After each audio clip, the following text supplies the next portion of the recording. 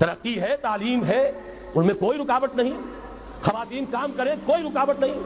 کیا چیز نکالنی ہے؟ بے حیائی، بے حجابی، عریانی نکال دو.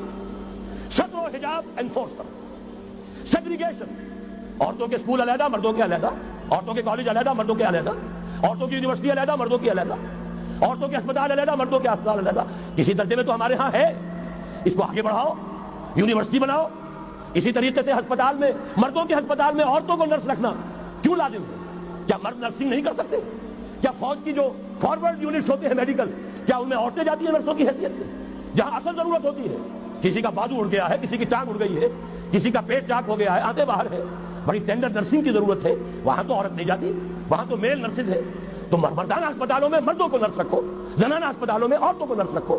عورتیں مریض ہوں، عورتیں ڈاکٹر ہوں، عورتیں جو ہے نرسنگ کریں، وہاں کی انتظامیہ بھی عورتوں کو دیجیے.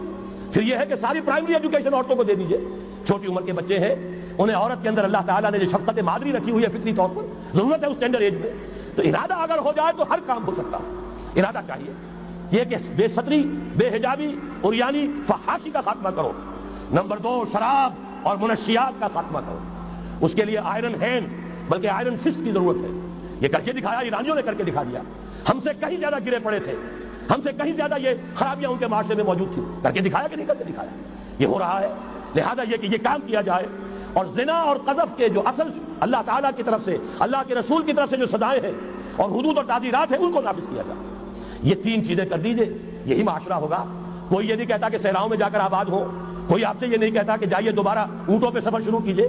جو ترقی ہوئی ہے، اللہ تعالیٰ نے علم دیا ہے انسان کو، اللہ تعالیٰ نے ٹیکنالوجی عطا فرمائی انسان کو، اور رحمان کا دیا ہوا علم ہے. علم آدم الاسماء کلھا، یہ اسی علم اسماء کا ظہور ہے پوری دنیا کے اندر. اسے خیر کا، برکت کا ذریعہ بناؤ. میں نے 3 باتیں بتائی آپ کو. نمبر 1، اللہ کی حاکمیت، کتاب و سنت کی ٹوٹل بالادستی.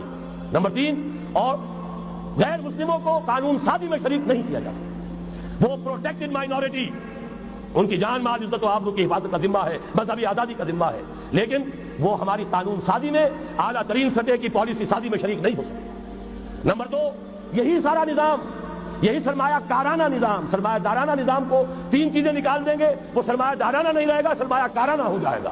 یہ سرمایہ کارانہ نظام، سود نکال دو، جوا نکال دو، جاگیرداری ختم کر دو، یہی رحمت ہو جائے گی. اللہ کی ربوبیت عامہ، ربوبیت کاملہ کے آپ کو منظر نظر آئیں گے. جاگیرداری کا خاتمہ کر دیجئے. اسی طریقے سے بے حجابی، فحاشی، عریانی.